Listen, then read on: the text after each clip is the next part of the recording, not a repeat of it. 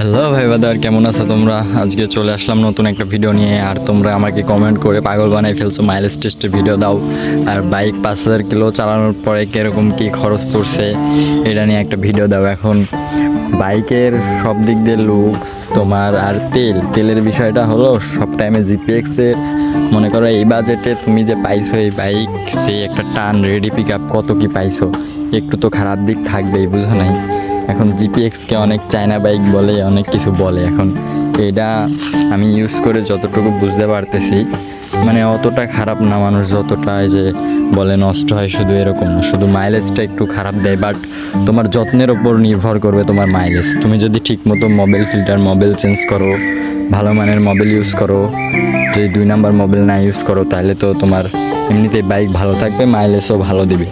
আর সব টাইমে চেষ্টা করবা ফিলিং স্টেশন মানে তোমার পাম্পে থেকে তেল নেওয়ার। কোনো সময় লোকাল কোনো দোকান বা আশেপাশে যাদের গ্রামে বাড়ি সিটিতে গিয়া তেল নেওয়ার চেষ্টা করবা, মানে শহর অঞ্চলে গিয়ে তেলটা নেওয়ার চেষ্টা করবো। মানে যত ভালো জায়গায় যাইতে পারো ওখান থেকে তেল নিবা, মানে পাম্পে থেকে নেওয়ার চেষ্টা করবো বেশিরভাগ, তাইলে গাড়িটা ভালো থাকবে। কারণ আমি কিছুদিন আমাদের এখানে তেল ভরছিলাম লোকাল ইয়ার থেকে, মানে বাইকে অনেক রকম প্রবলেম দেখা দিছিল, বুঝছাও? এখন তোমার আমি এখন পাম্পে থেকেই তেল ইউজ করি, এর জন্য আর ওইভাবে প্রবলেম হয় না। বাট বাইকের আরেকটা সমস্যা হলো এই বডি কিট ফুল খুলে যে মোবিল ফিল্টারটা চেঞ্জ করতে হয়।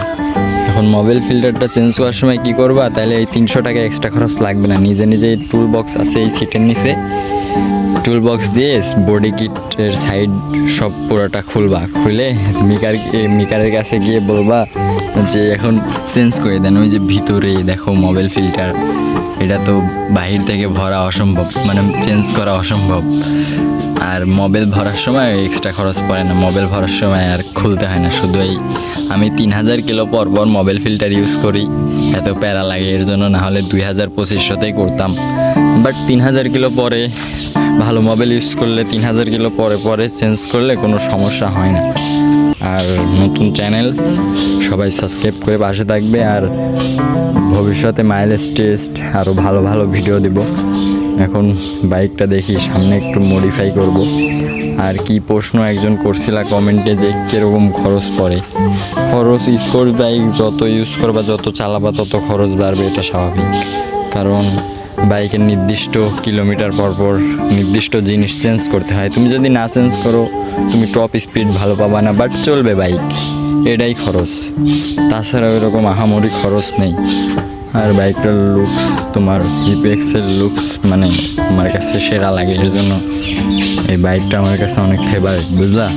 এখন সামনে নতুন নতুন ভিডিও দেবো, সমস্যা নেই, চ্যানেলটা সাবস্ক্রাইব করে পাশে থাকো। আর কোনো এক্সট্রা কোনো প্রশ্ন থাকলে কমেন্টে জানাবা। আর সবাই সাপোর্ট করে পাশে থাকবে। নতুন চ্যানেল, তোমাদের রাইডার মেহেদি।